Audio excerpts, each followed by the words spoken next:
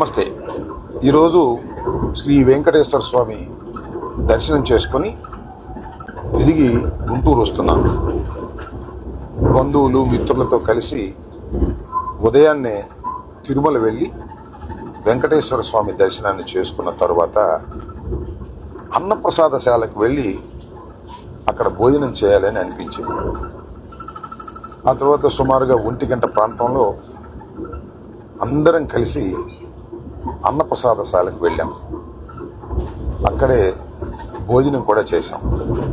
అంటే భోజనం అనడం కంటే అది భగవంతుని ప్రసాదం. చాలా అద్భుతమైన భోజనం, అది చాలా రుచికరమైనటువంటి భోజనం. ఆ భోజనశాల ఎంతో నీట్గా మెయింటైన్ చేస్తున్నారు, హైజీనిక్గా ఉంది. భోజనం కూడా చాలా రుచికరంగా ఉన్నటువంటి భోజనం. తిని చాలా తృప్తి పడ్డామని ఈ సందర్భంగా చెప్పదలుచుకున్నాను. అది ఎలా మేనేజ్ చేస్తున్నారో నాకు అర్థం కాలేదు. రోజుకి కనీసం 90,000 మందికి అక్కడ భోజన సదుపాయాలు ఏర్పాటు చేస్తారు. సరే, ఇంకా కొన్ని సందర్భాల్లో, ప్రత్యేకమైన సందర్భాల్లో, బ్రహ్మోత్సవాలు ఇంకా రష్గా ఉన్న సందర్భాల్లో 1,30,000 నుంచి 1,40,000 వరకు కూడా భక్తులు భోంచేసేటటువంటి అవకాశం అక్కడ ఉంటుంది. చాలా సందర్భాల్లో అలా భోజనం కూడా చేస్తున్నారు.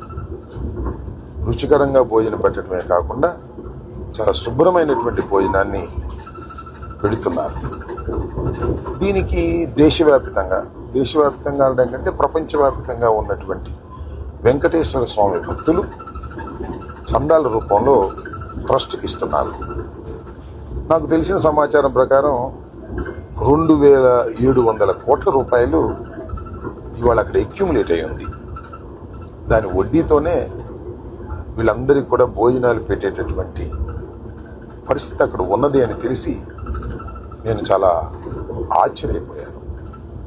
ఇది 1985 నుంచి కూడా ఇప్పటి వరకు కూడా ఎక్కడ ఏ రకమైన ఇబ్బంది లేకోకుండా తృప్తికరమైనటువంటి భోజనాన్ని వెంకటేశ్వర స్వామి యొక్క ఆశీస్సులతో జరుగుతుందంటే ఇది చాలా గొప్ప విషయంగా నేను భావిస్తున్నాను. ప్రపంచంలో చాలా అరుదుగా మాత్రమే ఇలాంటి గొప్ప విషయాలు జరుగుతాయి.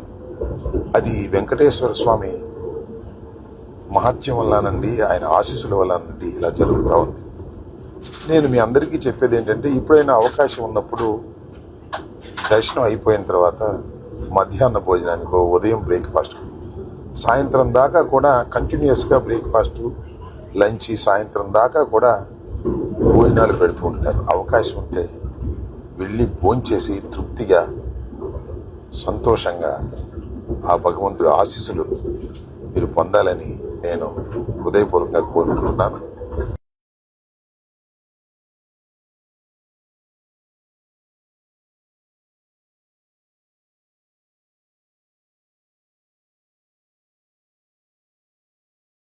నేను కుటుంబ సమేతంగా వెళ్ళి భోజనం చేసి ఆ ప్రసాదాన్ని స్వీకరించి చాలా తృప్తి పడ్డానని ఈ సందర్భంగా తెలియపరుస్తున్నాను. ధన్యవాదాలు. Stay aware, stay bold. Like, subscribe and follow at Ambati Rambabu Official for truth and clarity in today's politics.